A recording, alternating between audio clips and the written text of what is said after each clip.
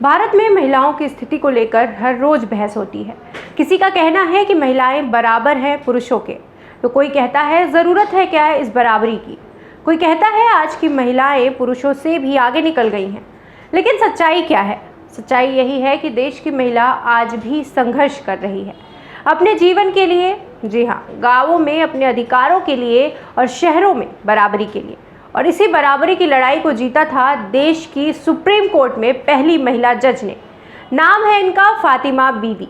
नमस्कार, आप देख रहे हैं सनराइज न्यूज़। मैं हूँ स्वाति सिंह और आप देख रहे हैं हमारा खास प्रोग्राम नारीनामा। आज हम आपको मिलवाएंगे सुप्रीम कोर्ट की पहली महिला जज से। भारत की आज़ादी के लगभग 4 दशकों तक भी एक महिला का शीर्ष अदालत में न होना बड़ा खलता रहा।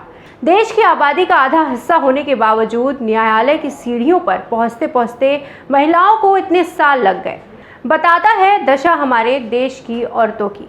असल में हमारे देश के सर्वोच्च न्यायालय की स्थापना 1950 में हुई, लेकिन एक महिला को यहां तक पहुंचने में कुल 39 साल लग गए। पितृसत्ता समाज की दीवारों को लांघते हुए फातिमा बीवी ने उस पद पर पहुंचकर इतिहास रच दिया। वो इस देश के सुप्रीम कोर्ट की पहली महिला जज बनी। इस सब में खास बात तो ये है कि शायद ही आपको पता हो कि फातिमा बीवी सिर्फ भारत में ही नहीं बल्कि पूरे एशिया में इस पद पर पहुंचने वाली पहली महिला बनी थी। इसको सुनकर हम सभी यही सोच रहे होंगे कि एकता और समानता को आते आते इतना समय लग गया इस दुनिया में, आखिर ये कैसे? या तो फिर महिलाओं को अपने आप को खड़ा करने में समय लग गया। फातिमा का जन्म 30 अप्रैल 1927 को केरल में हुआ था। उनके पिता का नाम मीरा साहिब था और माँ का नाम था खदीजा बीवी। वह एक मुस्लिम परिवार में जन्मी थी। हालांकि परिवार ऐसा था जो शिक्षा पर ध्यान नहीं देता, लेकिन उस समय उनके माता पिता ने उनकी पढ़ाई को तवज्जो दी और उन्होंने उसमें कोई कमी नहीं छोड़ी। फातिमा ने अपनी स्कूली पढ़ाई खत्म की। इसके बाद त्रिवेंद्रम लॉ कॉलेज से कानून की पढ़ाई की। अपनी पढ़ाई के दौरान उनकी क्लास में सिर्फ 5 ही लड़कियां पढ़ती थी, जिनमें से फातिमा एक थी। सोचिए, बस 5 लड़कियां पूरे क्लास में थी। आगे कॉलेज खत्म होते होते क्लास में सिर्फ 3 लड़कियां ही बची, लेकिन फातिमा इससे प्रभावित नहीं हुई। उनके कुछ करने की चाह ने ही उनके हौसले कभी पस्त नहीं होने दिए। उन्होंने अपनी पढ़ाई पूरी की और आगे चलकर इतिहास रचा।